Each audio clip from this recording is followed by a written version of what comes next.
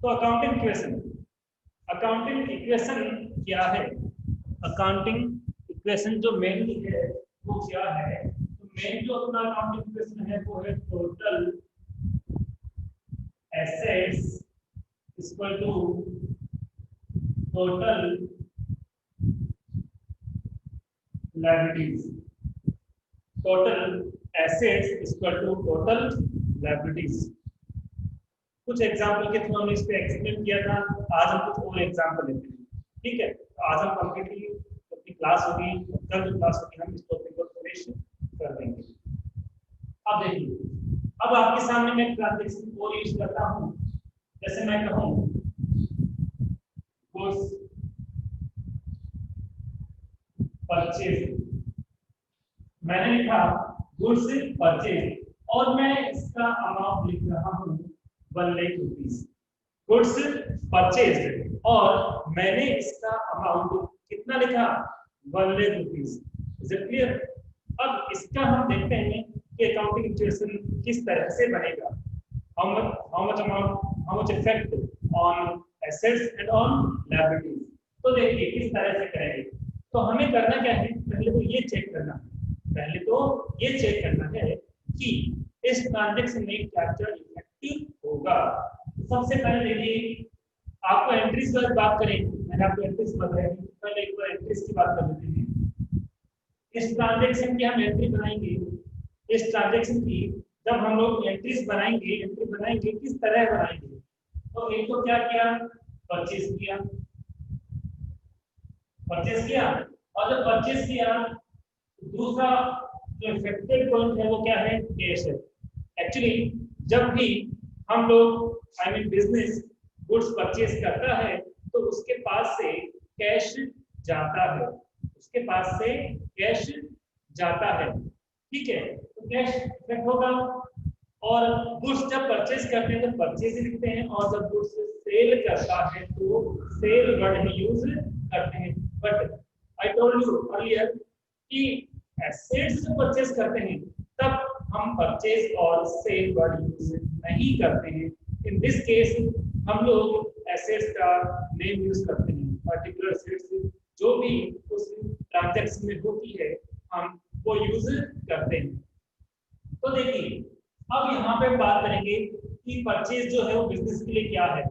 तो purchase business के लिए एक्सपेंसिव है और हमें पता है, मैंने आपको बताया था कि जितने भी खर्चे होते हैं, जितने भी एक्सपेंसेस होते हैं, वो कौन सा अकाउंट होता है?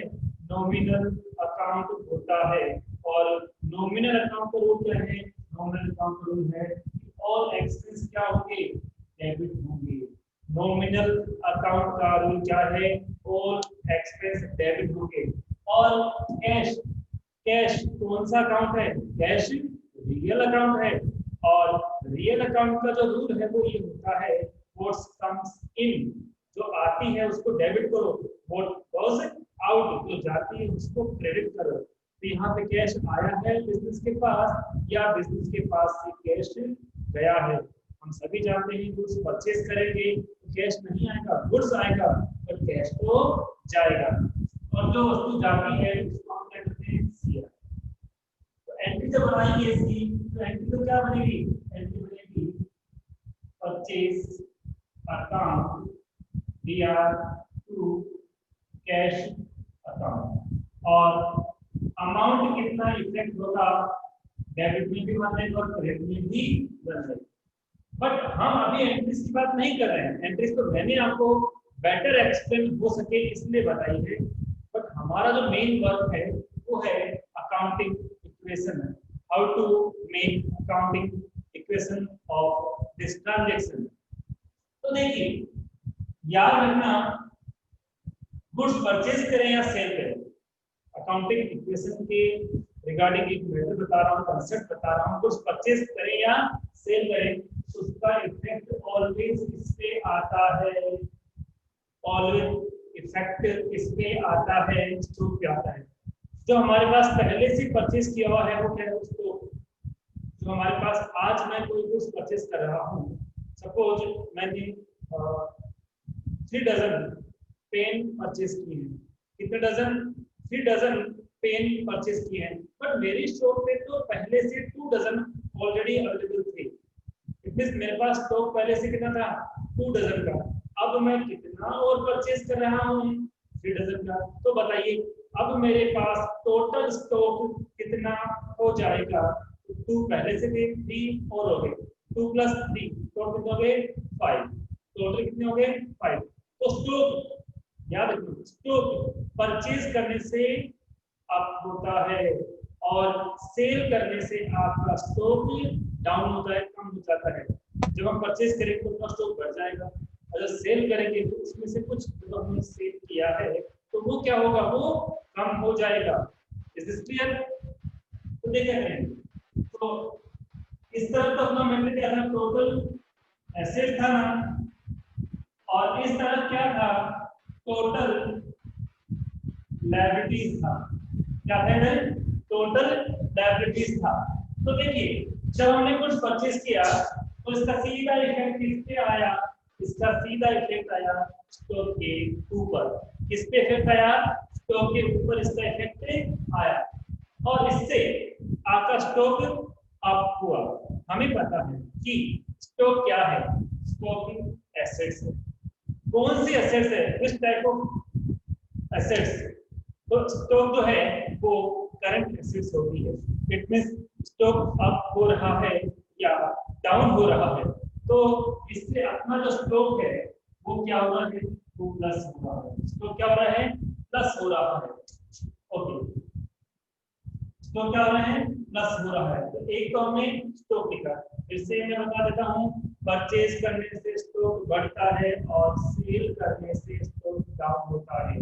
जब भी आप अकाउंटिंग प्रिंसिपल बनाओ, इस पॉइंट को माइंड में ऑलवेज आप रखना। अब देखिए स्टॉक तो बढ़ गया, तो ये परचेज है वो किसको रिलेट कर रहा है, किसको रिप्रेजेंट कर रहा है, परचेज और सेल्स है वो ऑलवेज किसको रिप्रेजेंट करेंगे, सेल्स सॉरी स्टॉक को रिप्रेजेंट करेंगे। अब स्टॉक की बात तो हो गई, ये भी तो है, और कैश भी एसेट्स ही होता है। कैश भी क्या है, एसेट्स ही है। अप हुआ है, डाउन हुआ कैश, जब परचेज करेंगे तो ऑब्वियसली पर कैश जाएगा। इट मींस कैश क्या हुआ, अपना जो कैश है, अपना जो कैश है वो प्लस नहीं हुआ, कैश क्या हो गया, कैश माइनस हो गया। स्टॉक तो बढ़ गया, जब कुछ परचेज करेंगे तो स्टॉक तो बढ़ जाएगा, जो अपना कैश क्या हो जाएगा, कम हो जाएगा। ठीक है, इधर कोई इफेक्ट है नहीं, इसका मतलब ऐसे का ऐसे रह जाएगा, अभी टोटल लायबिलिटीज ही रह जाएगी। वेरी गुड करते हैं। कैश कितना गया इस ट्रांजैक्शन में, कैश गया 1 लाख रुपीस। कितना कैश गया, 1 लाख रुपीस का कैश इस ट्रांजैक्शन में गया। ठीक है, बट स्टॉक भी कितने का बढ़ेगा, 1 लाख का बढ़ेगा। जब आप 1 लाख रुपए का स्टॉक खरीदो तो 1 लाख का स्टॉक बढ़ेगा, तो रुपए भी कितने देने पड़ेंगे, 1 लाख के देने पड़ेंगे। तो स्टॉक 1 लाख का बढ़ेगा, कैश 1 लाख से कम हो जाएगा। इधर कुछ नहीं है तो क्या मांगे, जब भी इन्फॉर्मेशन नहीं होती है तो क्या मान लेते, 0, कि हमारे पास टोटल लायबिलिटीज क्या थी, 0 थी। ठीक है, अब इनको आगे सोच रहे हैं, प्लस के भी 1 लाख है, माइनस के भी 1 लाख है, माइनस के 1 लाख, प्लस के 1 लाख, फाइनल क्या था, 0। और इधर भी क्या है, 0। इसका मतलब दोनों तरफ क्या है, इक्वल है या नहीं है। करंट एसेट्स भी 0 इफेक्ट हुई है और लायबिलिटीज भी 0 इफेक्ट हुई है। आई बात समझ में। फाइनल देखना पड़ता है कि आफ्टर ऑल ओवरऑल क्या इफेक्ट पड़ा है। एसेट्स 0 थी तो इनको देखा, सॉरी लायबिलिटीज क्या थी, 0 थी। लायबिलिटीज क्या थी, 0 थी। तो जब एसेट्स सेम अमाउंट से प्लस भी हुई और सेम अमाउंट से माइनस हुई, इस क्या हुआ, no change on assets. Assets पर कोई चेंज नहीं हुआ। Is this clear? इस तरह से आपके अकाउंटिंग प्रेजेंट बनेगा। क्या आपके समझ में आ गया है, क्या आपके समझ में आ गया है? तो हम आगे बढ़ते हैं। अब अभी हमने बात की थी कि ये तो परचेज के लिए था, सेल भी तो हो सकता है। सेल भी तो हो सकता है, ठीक है। अब सेल होगा तो किस तरह से होगा, पर पहले मैं इसी ट्रांजेक्शन में थोड़ा सा चेंज करके आपको कुछ समझाना चाहता हूँ। गुड्स परचेज, 1 लाख का परचेज किया, तो यहाँ पे हम लिखते हैं goods purchase from Ram. Goods हमने किससे परचेज किया, इस बार नेम गिवन है, इस बार नेम गिवन है, नाम दिया गया है। अब मैंने आपको बताया था कि किसी भी ट्रांजैक्शन को करते समय, आई मीन परचेज और सेल करते समय, चाहे आप गुड्स परचेज करो, चाहे आप एसेट परचेज करो या सेल करो, किसी पर्टिकुलर पर्सन का नेम गिवन है, किसी इंस्टीट्यूट का नेम गिवन है, तो वो ट्रांजैक्शन कभी भी कैश ट्रांजैक्शन नहीं होता है, वो ट्रांजैक्शन कभी भी कैश ट्रांजैक्शन नहीं होता है, वो ट्रांजैक्शन ऑलवेज क्रेडिट ट्रांजैक्शन होता है, आई मीन उधार लेन देन होता है। और हम सभी जानते हैं कि उधार के लेन देन में कभी कैश इफेक्ट नहीं होता है। तो पहले इसमें नाम नहीं लिखा था, ट्रांजैक्शन कैश था, केस हमारे से गया है। बट जब मैंने ट्रांजैक्शन को चेंज किया और मैंने क्या ऐड किया, मैंने इसमें ऐड किया राम। राम एक पर्सन है, नाम दिया गया है। नाम क्यों दिया, क्योंकि ये ट्रांजैक्शन कैसा है, ये ट्रांजैक्शन कैसा है, ये ट्रांजैक्शन क्रेडिट है और क्रेडिट है, तो राम का नाम भी यूज होगा। अब देखिए, total asset equal to total liabilities, total asset equal to total liabilities, T total A assets, T total L liabilities. अब देखते हैं इस बार कैसे होगा। तो अभी थोड़ी देर पहले, जस्ट 5 मिनट बिफोर, हमने क्या बात की थी, हमने बात की थी कि जब आप गुड्स परचेज करोगे तो स्टॉक पे क्या इफेक्ट पड़ेगा, और गुड्स को सेल करोगे तो क्या इफेक्ट पड़ेगा। तो जब आप गुड्स को परचेज करोगे तो स्टॉक अप हो जाएगा, बढ़ जाएगा, और जब आप गुड्स को सेल करोगे तो आपका स्टॉक माइनस हो जाएगा, कम हो जाएगा। तो देखिए, जब आपने परचेज किया तो आपका स्टॉक कितना बढ़ जाएगा, अमाउंट वही है 1 लाख रुपीज, कितना है 1 लाख रुपीज। ये क्या है आपका, ये आपका है स्टॉक, स्टॉक बढ़ गया। क्या कैश गया, बताइए रिप्लाई करके, क्या इस ट्रांजैक्शन में कैश गया है, क्या इस ट्रांजैक्शन में कैश गया है, कैश पे कोई इफेक्ट आया है, क्या इस ट्रांजैक्शन में कैश पे कोई इफेक्ट हुआ है। तो हम देखते हैं जब नाम दिया होता है तो कभी भी कैश इफेक्ट नहीं होता है, नहीं। संजू कैश नहीं गया है, क्यों नहीं गया है, देखिए क्योंकि नाम दिया गया है, कौन, राम। और जब किसी व्यक्ति का नाम दिया गया है, इसका मतलब लेन देन कैसा हुआ, उधार हुआ, क्रेडिट हुआ। एग्जाम्पल के तौर पर मैं एक शॉपकीपर हूँ, मैं कौन हूँ, एक शॉपकीपर हूँ, और आप मेरे से गुड्स परचेस करने के लिए आए, उधार। आप मेरे से गुड्स ले गए और आपने कहा कि पैसे मैं बाद में दूंगी, ठीक है, पैसे मैं बाद में दूंगी, तो मैंने आपको सेल कर दिया, तो क्या आपने उस टाइम पे मुझे पैसे दिए, क्या नहीं देना, तो मैं क्या करूंगा, मैं गुड्स में आपका नाम लिखूंगा कि हाँ संजू को मैंने गुड्स सेल किया है और ये मुझे बाद में पैसा देगी। तो उस टाइम तो नहीं हुआ ना, तो मैं आपका नाम क्यों पूछूंगा, जब आप उधार खरीदोगे तभी तो पूछूंगा मैं।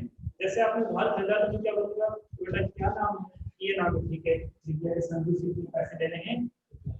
लेकिन आप सेम टाइम मुझे पूरा का पूरा अमाउंट देके जाओगे, कैश में परचेज करोगे, मुझे नाम से क्या लेना देना, गुड्स मैंने दे दिया, पैसे में ले लिए, पूरा काम फिनिश हो गया, ठीक है।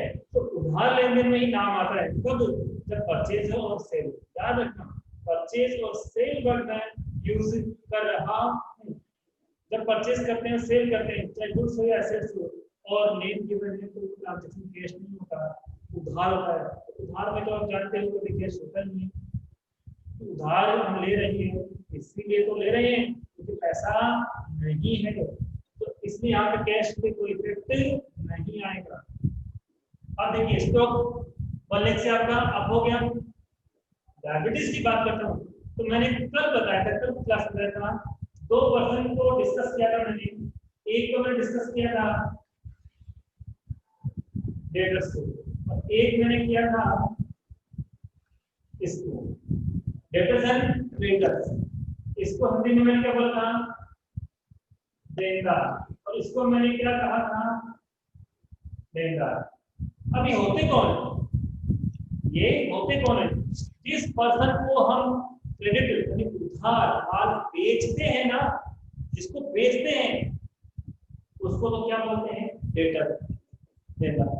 पर जिससे उधार माल खरीदते हैं वो कौन होता है, लेनदार, क्रेडिटर कौन होता है, लेनदार। आएगा समझ में, क्रेडिटर बोलते हैं उसको, ठीक है। अब इसमें हमने उधार माल बेचा है खरीदा है, हमने इसमें उधार माल खरीदा है, तो ये तो नहीं हो सकता, क्योंकि डेटर तो उसी को बोलते हैं जिसको उधार माल बेचते हैं, और क्रेडिटर उसको बोलते हैं जिससे उधार माल खरीदते हैं। यहाँ तो खरीदना राम से, तो राम से हम उधार माल खरीदा, तो राम हमारा डेटर है या राम हमारा क्रेडिटर है, राम हमारा क्रेडिटर है। इट मींस वो हमसे पैसे लेगा, हमारी ड्यूटी बनती है कि हमने उससे उधार माल खरीदा है, फ्यूचर में हम उससे पैसे दे, आई हमें देना ही पड़ेगा। तो हमारी लायबिलिटीज क्या हो गई, बढ़ गई, क्यों बढ़ गई, क्योंकि हमने तो राम से उधार माल खरीदा है, पैसे तो नहीं देना, बट देने तो पड़ेंगे, इज इट क्लियर। जब हम उधार माल खरीदते हैं तो हमारे लिए क्या होता है, लेनदार, क्रेडिटर, जो कि अपने लिए ऑलवेज लायबिलिटीज होती है, कल के मैंने इसको एक्सप्लेन किया था। और जिसको हम उधार माल आई मीन क्रेडिट सेल करते हैं वो हमारे डेटर होता है, जिसको उधार माल सेल करेंगे हम उसको पैसे नहीं देंगे, पैसे हम लेके बाद में मेरा उधार माल बेचा था, हम आपसे पैसे मांगते हैं, आप नहीं मांगते। बट यहाँ हमने राम से उधार माल खरीदा है, पैसे हमने कौन मांगेगा, हमने पैसे राम मांगेगा, क्यों, क्योंकि हमने उधार माल खरीदा है। तो यहाँ राम को हुआ, यहाँ पे राम हुआ आपका क्रेडिटर, और क्रेडिटर कौन होता है, लायबिलिटीज होती है, इसलिए इस तरह क्या होगा, इस तरह से इसका आएगा। स्टॉक भी कितने से प्लस हुआ, 1 लाख से, तो क्रेडिटर भी कितने से आप होंगे, 1 लाख रुपीस से। इट मींस दोनों का इफेक्ट कैसे हुआ, इक्वल हुआ, I mean total assets equal to total liabilities हुआ। वापस देखिए कि नाम गिवन नहीं होता तो ये ट्रांजैक्शन कैश में होता, नाम गिवन नहीं होता तो ट्रांजैक्शन कैश में होता, उस केस में क्रेडिटर पे कोई इफेक्ट नहीं आता। पर नेम गिवन है और कैश के लिए कोई क्लियर इंफॉर्मेशन नहीं है, इन दिस केस ये जो ट्रांजैक्शन है ये क्या अज्यूम किया जाता है, always credit. Is it clear, okay. अब हम आगे बढ़ते हैं। अभी हमने परचेज से रिलेटेड ट्रांजैक्शंस को अकाउंटिंग इक्वेशन में शो करना सीखा, अब हम सेल्स से रिलेटेड ट्रांजैक्शन की बात करेंगे। तो देखिए इस तरह से सेल्स से रिलेटेड ट्रांजैक्शन अकाउंटिंग इक्वेशन को इफेक्ट करते हैं। तो गुड्स सोल्ड, कोई मैं नेम यूज नहीं कर रहा हूँ, ओनली गुड सोल्ड लिख रहा हूँ, और मैंने अमाउंट लिखा है 60,000, मैंने अमाउंट लिखा है 60,000। अब इसका हमें इफेक्ट देखना है। तो आप बताइए, suppose you are a businessman, आप एक बिजनेसमैन हो और आप जब गुड्स सेल करोगे तो आपके पास क्या तो आएगा और क्या आपके पास से जाएगा। तो सभी हम लोग जानते हैं कि जब हम गुड्स सेल करेंगे तो हमारे पास क्या आएंगे, पैसे आएंगे, आई मीन कैश आएगा। प्लस होगा माइनस होगा, प्लस होगा। शॉपकीपर जो भी होता है वो अपना बिजनेस की सेल्स के लिए ही करता है, उसके जितने भी एफर्ट्स होते हैं, उसकी कोशिश होती है वो सेल्स को इंक्रीज करना होता है। तो जब हम गुड्स सेल करेंगे कैश प्लस होगा, ठीक है। अब ये बताइए और क्या इफेक्ट होगा, स्टॉक माल बेचने से हमारा जो स्टॉक है वो बढ़ जाएगा या कम हो जाएगा, रिप्लाई करके बताइए कि माल बेचने से, गुड्स को सेल करने से हमारा स्टॉक उतना ही रहेगा या बेचने से वो कम हो जाएगा, जल्दी से रिप्लाई बताइए। वेरी गुड, कम होगा। और स्टॉक कम होगा, स्टॉक भी क्या है, एसेट्स ही है, स्टॉक क्या हो जाएगा, कम हो जाएगा। ये किसकी बात हो रही थी, टोटल एसेट्स की बात हो रही थी। टोटल लायबिलिटीज की बात करूं, इस ट्रांजेक्शन में हमारे पास कोई लायबिलिटीज नहीं है। तो मैंने कहा था जब हमारे पास लायबिलिटी नहीं है इस ट्रांजेक्शन के अंदर तो हम क्या अज्यूम करेंगे, जीरो। अब इफेक्ट चेक करते हैं, वैल्यू पुट करेंगे। कैश कितना प्लस हुआ, 60,000। स्टॉक कितने का माइनस हुआ, 6,000 का, इक्वल टू जीरो। अब 60 प्लस का भी है और 60 माइनस का भी है। ओवरऑल एसेट्स पे क्या इफेक्ट पड़ेगा, 60 प्लस 60 माइनस 60,000 का आया भी है, 60,000 का गया भी है, इसमें से जीरो इफेक्ट। और आपकी लायबिलिटीज तो पहले से ही कितने की थी, जीरो की, इफेक्ट क्या हुआ, इफेक्टिव इक्वल हुआ। यही तो अकाउंटिंग क्वेश्चन हमें इंफॉर्मेशन प्रोवाइड कराता है क्या, total assets always equal to total liabilities. अब देखिए ये तो था कैश ट्रांजैक्शन के लिए। यहाँ पर मैं थोड़ी सी लैंग्वेज चेंज करूँ और मैं यहाँ लिखूं goods sold to Raghav, amount वही आपका 60,000। अब इस ट्रांजैक्शन में ये ट्रांजैक्शन कैश में नहीं होगा, कैश में नहीं माना जाएगा। क्यों, क्योंकि जब कस्टमर का नाम दिया गया है, नाम क्यों दिया गया है, किसी कस्टमर के नाम से हमें मतलब कब होता है, जब वो हमसे उधार खरीदता है।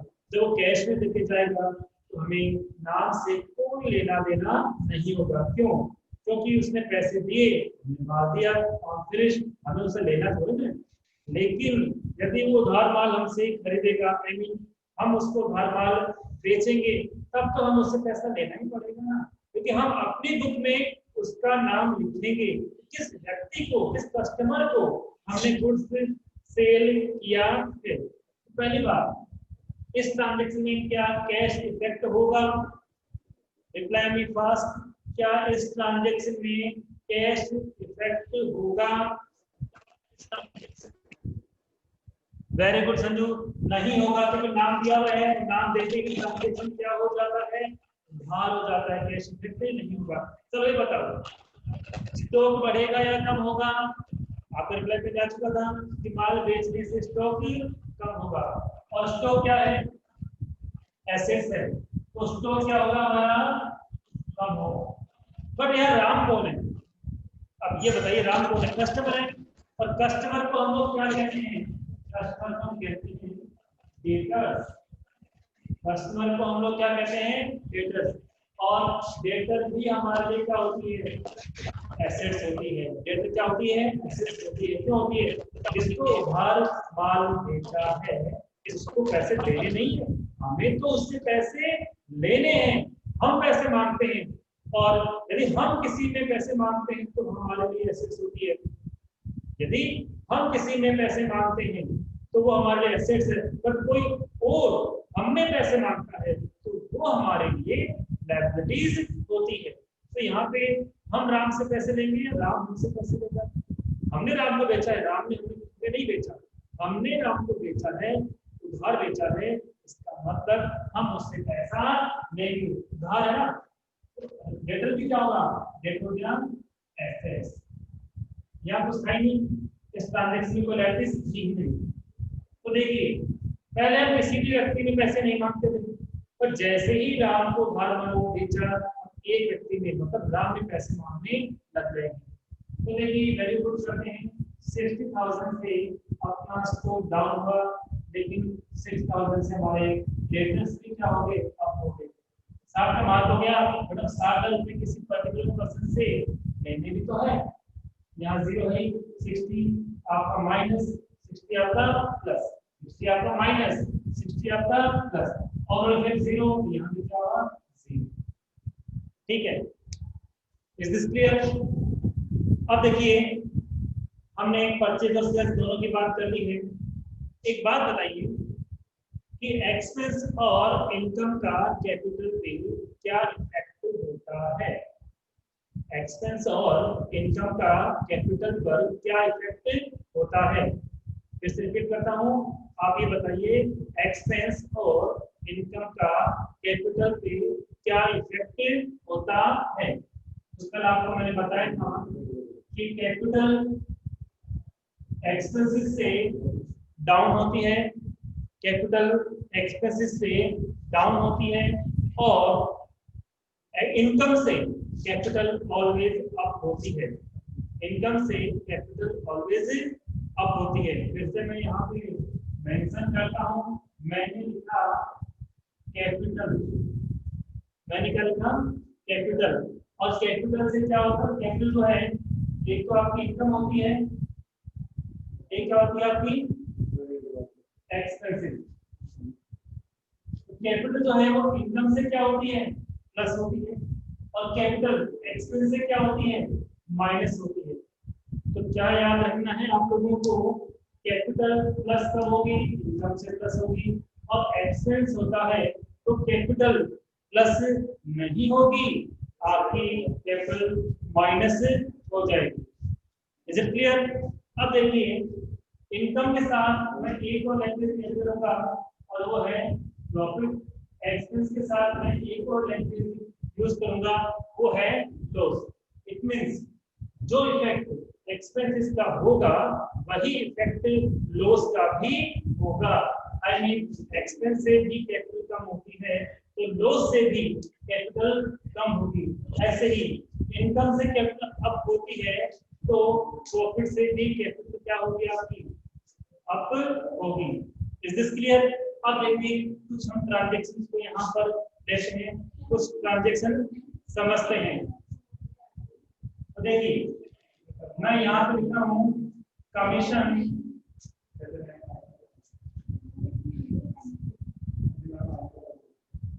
कमीशन रिसीव्ड, और इसका मैं अमाउंट जो लिख रहा हूँ वो लिख रहा हूँ 1000 रुपीज। कितना लिख रहा हूँ 1000 रुपीज।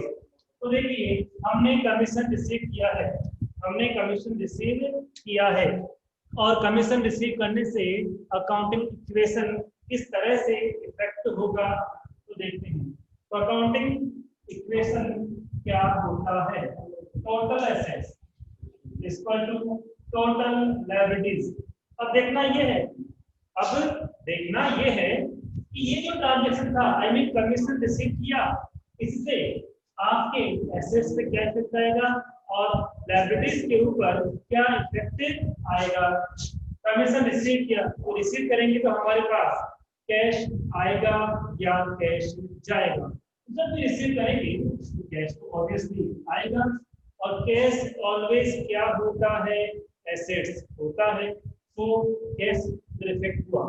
पर अभी थोड़ी देर पहले आपके सामने मैंने कुछ लिखा था, कैपिटल प्लस कब होती है इनकम से और प्रॉफिट से प्लस होती है, कैपिटल माइनस कब होती है एक्सपेंस से और लॉस से। तो कमीशन रिसीव किया है तो आप बताइए वो इनकम हुई या एक्सपेंस हुआ। रिसीव करना कभी एक्सपेंस नहीं होता है, रिसीव करना तो इनकम होती है, और इनकम होने से हमारी जो कैपिटल है वो क्या होती है अप होती है। और कैपिटल किसका पार्ट है, कैपिटल लायबिलिटीज का पार्ट है। इट मींस ये इधर हम मेंशन करेंगे। इट मींस कमीशन रिसीव्ड का जो ट्रांजैक्शन है उससे दो पे इफेक्ट आता है, एक तो कैश की, तो जब रिसीव करेंगे तो पैसे हमारे पास आएंगे, कैश हमारे पास आएगा, कैश क्या होगा प्लस होगा। और जस्ट आपके सामने लिखा हुआ है कि जब भी इनकम होती है तो कैपिटल हमारी प्लस होती है, इट मींस कैपिटल भी क्या होगी प्लस होगी। कितने अमाउंट से होगी, अमाउंट ऑलरेडी मैंने मेंशन कर रखा है। आई मीन यहाँ पे भी कैश आएगा 1000 और कैपिटल भी कितनी से होगी 1000, इधर भी प्लस और इधर भी प्लस। तो बोथ साइड जो इफेक्ट है वो कैसा है इक्वल है। आई मीन टोटल एसेट्स इसके इक्वल आ रही है, टोटल लायबिलिटीज इसके इक्वल आ रही है, और इक्वल आ रही है इट मींस अपना जो ट्रांजैक्शन है हम जो एंट्री पास की है वो बिल्कुल करेक्ट है। ठीक है, इनकरेक्ट कब होगा जब इक्वल इफेक्ट नहीं होगा। तो ये तो मैंने आपको एग्जांपल दिया इनकम का, मैं चेंज करके यहाँ पे एक्सपेंस का एग्जांपल लेके आता हूँ, और यहाँ पे मैं वैल्यू लिख देता हूँ सैलरी पे। अमाउंट हमने कर दिया 10,000, हम 10,000 सैलरी पे करें। आप ये बताइए कि सैलरी पे करेंगे आई मीन सैलरी चुकाएंगे तो कैश अप होगा या डाउन होगा। तो हम सभी जानते हैं कि खर्चा होने से, एक्सपेंस होने से कैश कभी भी प्लस नहीं हो सकता। कैश एक्सपेंस होने से क्या होता है, जाता है। आप अपने एम्प्लॉय को, अपने सर्वेंट को, किसी को भी कोई भी एक्सपेंस पे करोगे, दोगे, तो कैश जाएगा। कैश तो कितना चला गया, कैश चला गया 10,000 रुपीज से। और कैपिटल प्लस होगी या माइनस होगी, कैपिटल प्लस होगी या माइनस होगी, तो रूल्स क्या लिखा हुआ है, एक्सपेंस होने से कैपिटल हमेशा क्या होती है, कैपिटल माइनस होती है। आपकी कैपिटल कितने से कम हो जाएगी, आपकी कैपिटल 10,000 रुपीज से कम हो जाएगी। Is this clear? तो ये इस तरह से अपना ट्रांजैक्शन हुआ, इस तरह से ये अपना ट्रांजैक्शन कंप्लीट हुआ।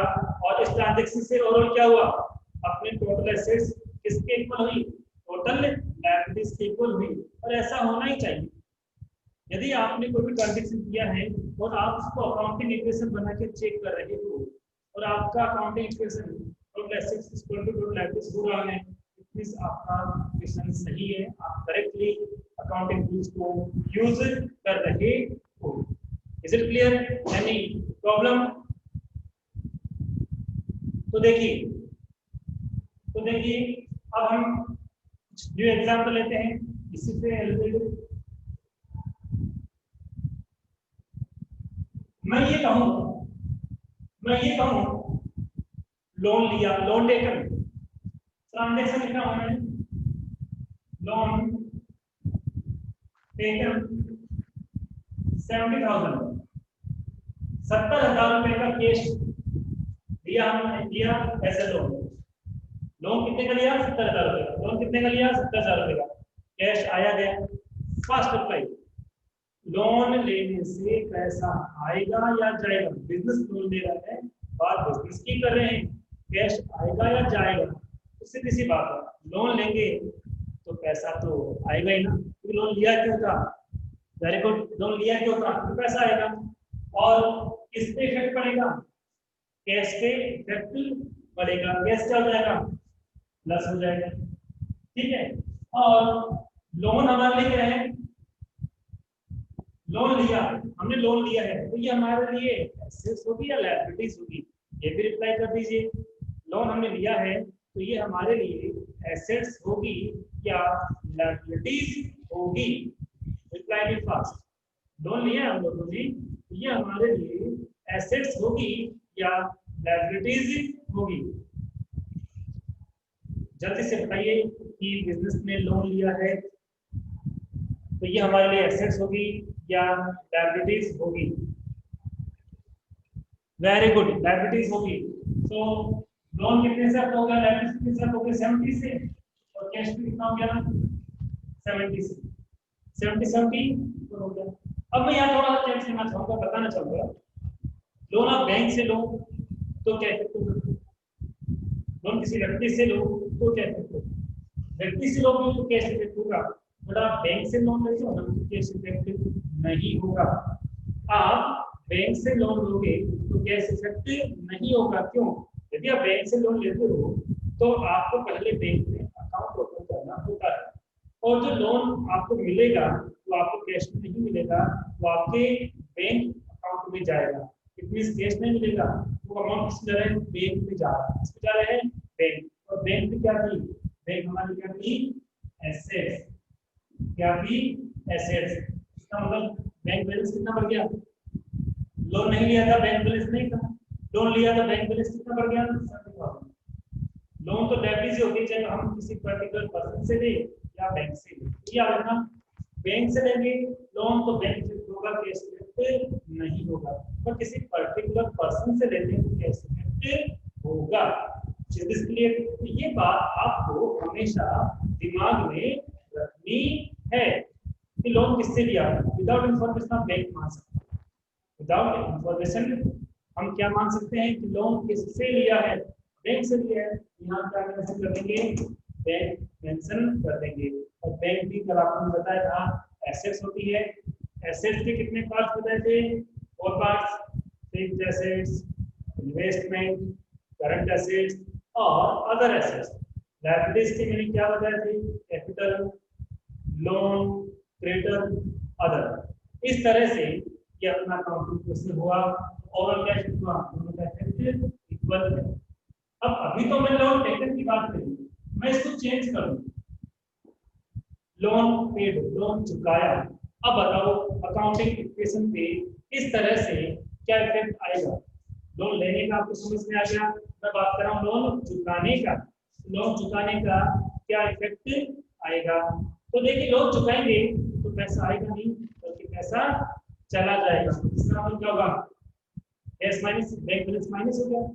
और लोन जो लिया था लायबिलिटीज थी, जब लोन चुका दिया है, लोन पे कर दिया है, तो हमारी लायबिलिटीज क्या हो जाएगी, माइनस हो जाएगी। क्यों, अब हमारे में कोई पैसा नहीं मांगेगा। इस तरह से लोन टेकन और लोन गिवन दोनों को हमने अकाउंटिंग इक्वेशन में किस तरह से शो करते हैं वो पढ़ लिया है। Is this clear.